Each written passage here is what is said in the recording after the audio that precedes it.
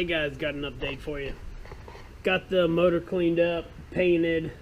If you'll notice, the heads are off, which I was not planning on doing, but these LS heads have a tendency to break the bolts off, the manifold bolts, after 100,000+ miles. Generally the rear and the front, rear bolt, front bolt generally break, and that's not an issue normally.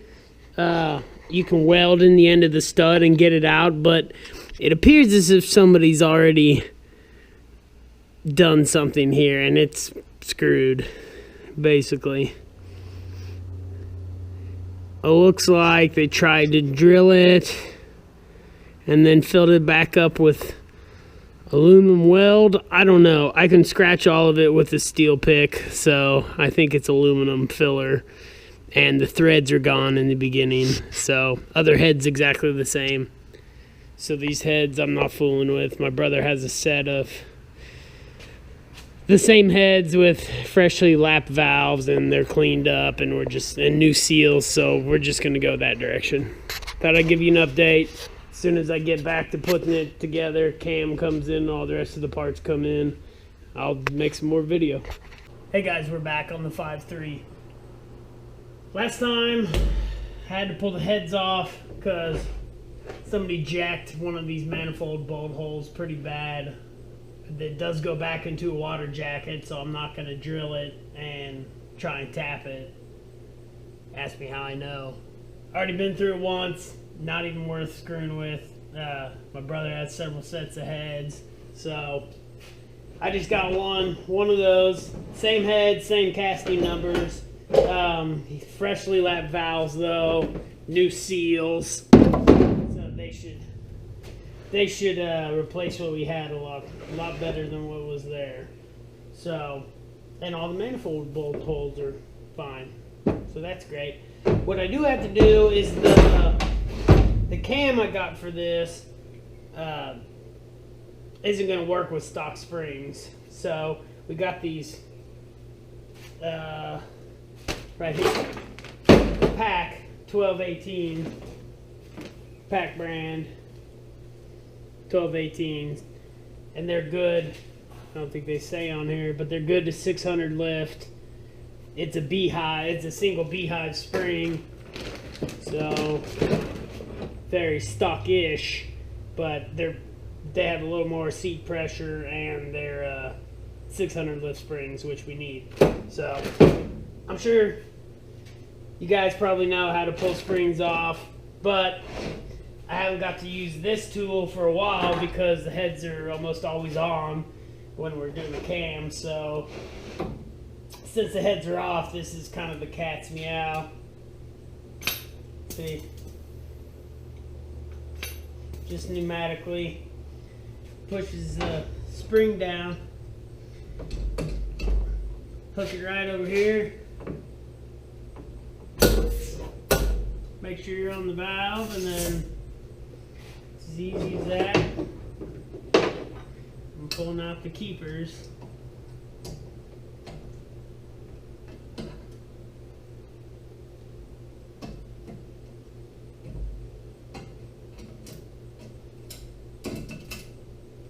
Easy as that, right?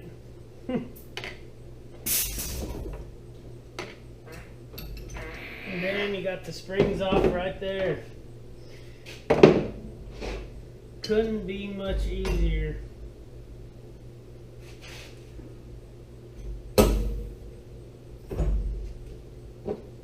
They make a lot of different kinds of spring compressors.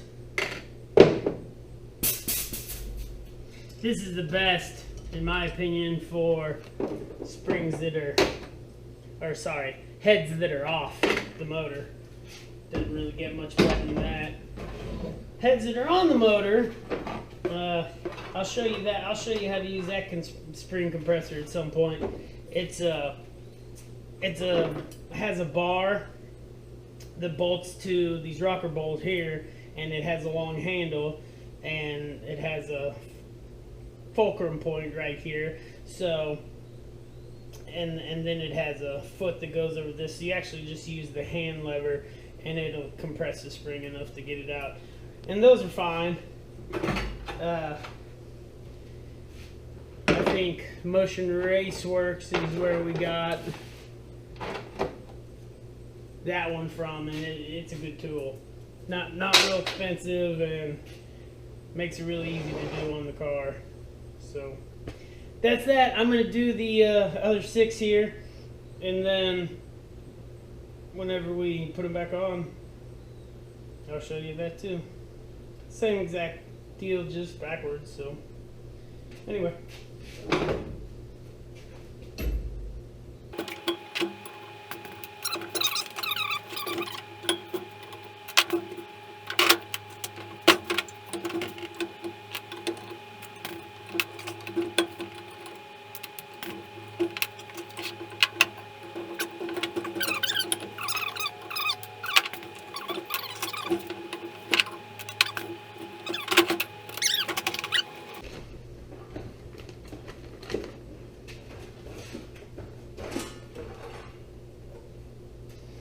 Now, the spring in itself is taller, also beehive style. Like I said, a little more lift. I think the seat pressure is much different, but definitely a little different in height. Of course, these have been compressed their whole life, so they may not be as quite as tall as they were when they started life, but anyway. Little side-by-side comparison there for you. So just get a little air here.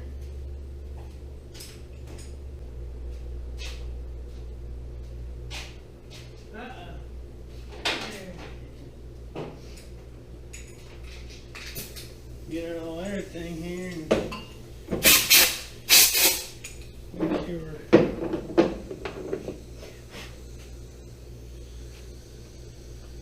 make sure we're clean in here. I want to make sure the seat where the spring goes is nice and clean. You also want to make sure that the little flats in the head where the head bolts go are clean and free of debris as well. There they are right there. Here's the one that's off.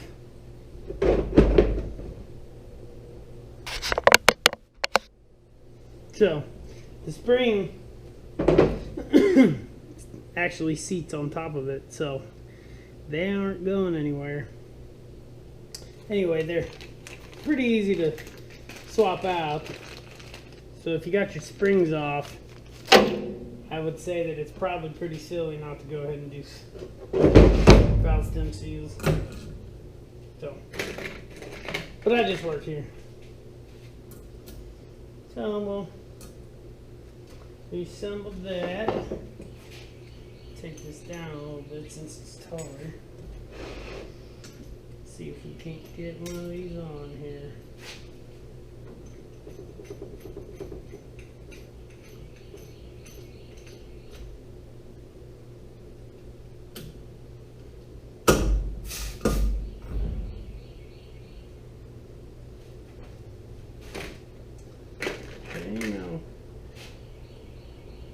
Set our key.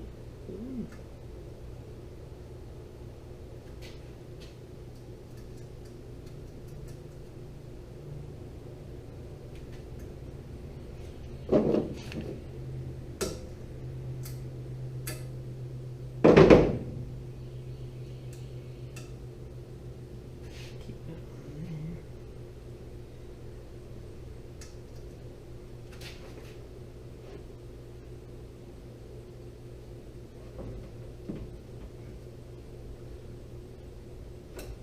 Sometimes you gotta finagle it just a little bit. But it's alright guys, we are back.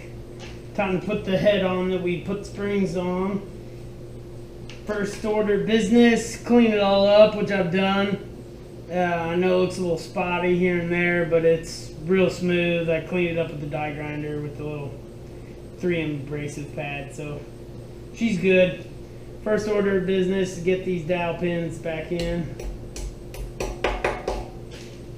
These precisely locate the head gasket and the head, so they are absolutely necessary. And we got our multi-layer steel head gasket, which is a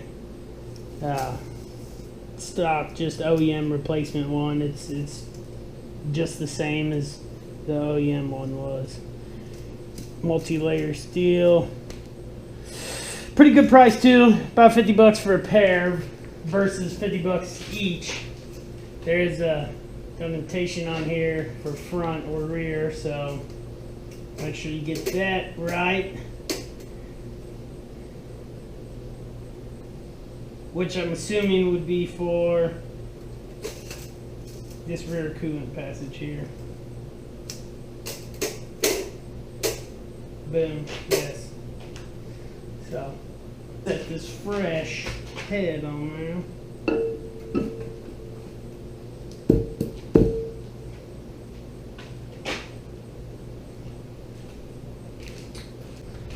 Couple different links in here. You got some small 10mm headed bolts. Then you have a bunch of long ones, and then you have two shorter ones, and these go inside the head on the front and rear. And then the long ones just dropping everywhere else. These are stock bolts, brand new though. As you should do anytime you put stock bolts in. They are torque to yield, which means they stretch, so they're one-time use. Don't reuse your factory ones. I'm sure there's lots of guys out there that have done it and been just fine, but that's not my normal luck, so I'm not doing it.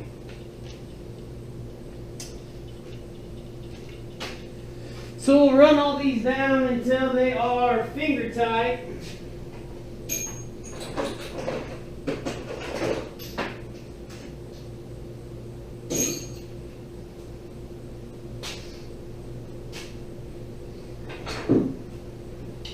Run all these down till they're finger tight.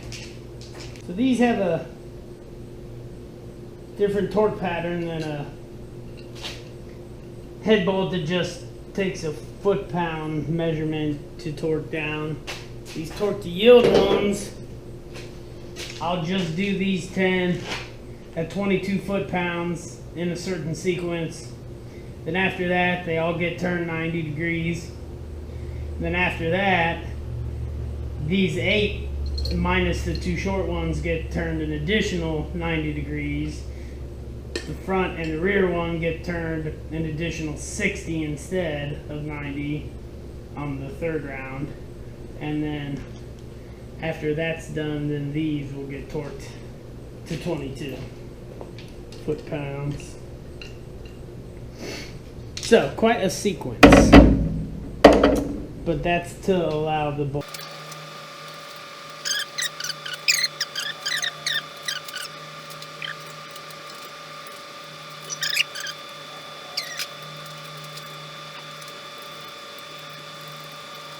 Alright, in the interest of seeing these a little better,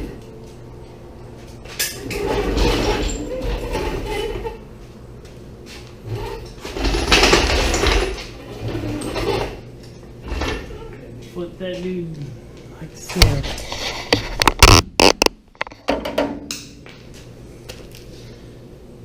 Alright, so we'll start out with 22 foot-pounds. In just a moment.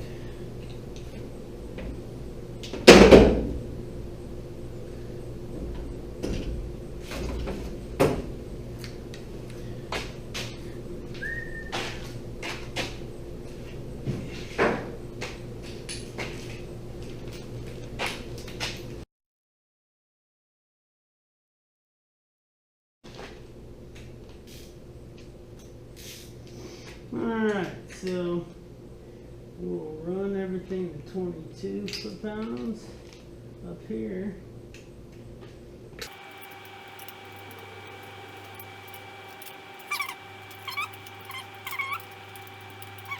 Okay.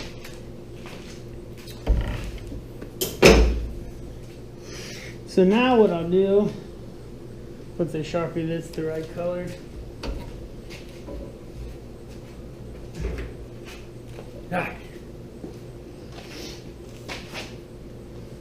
Square to the block.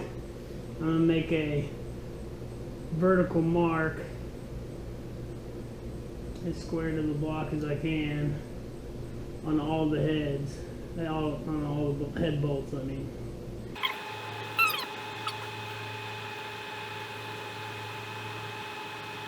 There you go. That's all the marks.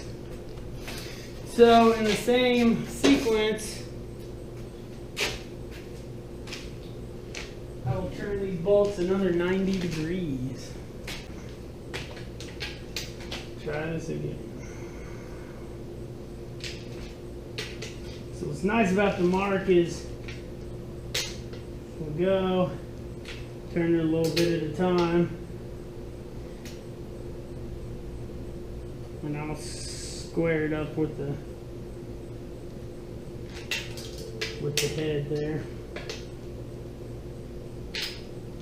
Kind of looks pretty good. Now let's go to this one.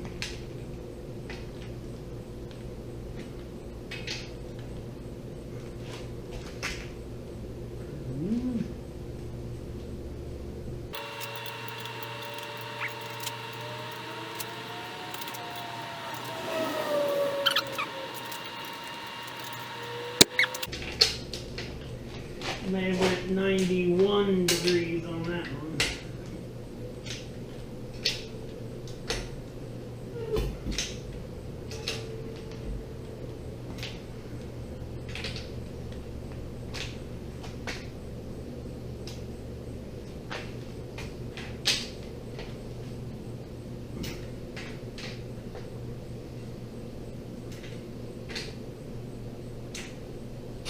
There we go. So there's our first round of 90 degrees.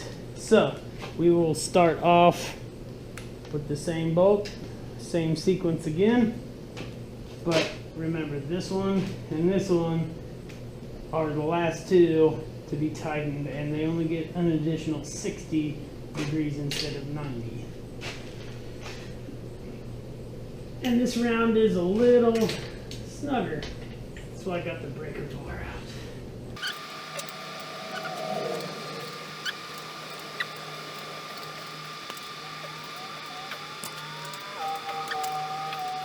All right, now we are down to our last two.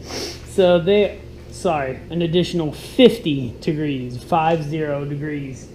So a diagonal would be 45, so we're just gonna go a hair past diagonal and call it good.